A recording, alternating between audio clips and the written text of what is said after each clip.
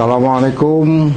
Saya Haji Muhammad Senaibari selaku CEO kepada KRS Group dengan ini mengucapkan selamat Hari Raya Aidilfitri minal aidin wal faizin kepada semua yang mengenali saya, pada semua jemaah-jemaah KRS dan juga semua kenalan-kenalan yang mengenali saya sehingga kini.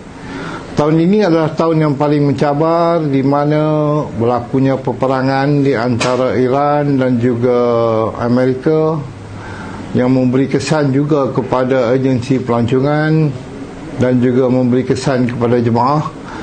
Ramai jemaah-jemaah merasa ragu dari segi keselamatan mereka dan juga penerbangan banyak yang telah membatalkan penerbangan.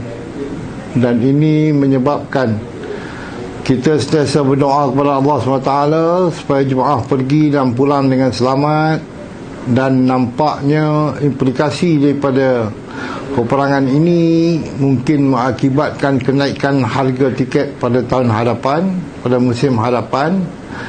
Dan inilah yang kita sebagai agensi pelancongan merasa ragu jika berlakunya kenaikan harga yang mengakibatkan jemaah akan menanggung kelebihan kos yang akan dikenakan. Bagi saya, cabaran ini adalah satu cabaran sebagaimana cabaran-cabaran lain seperti COVID dan juga sesama burung yang berlaku pada suatu masa dulu.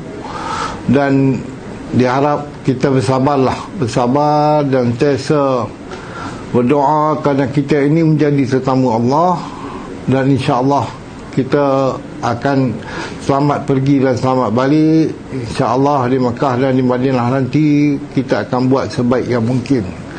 Assalamualaikum, selamat Hari Raya minal aidin wal faizin.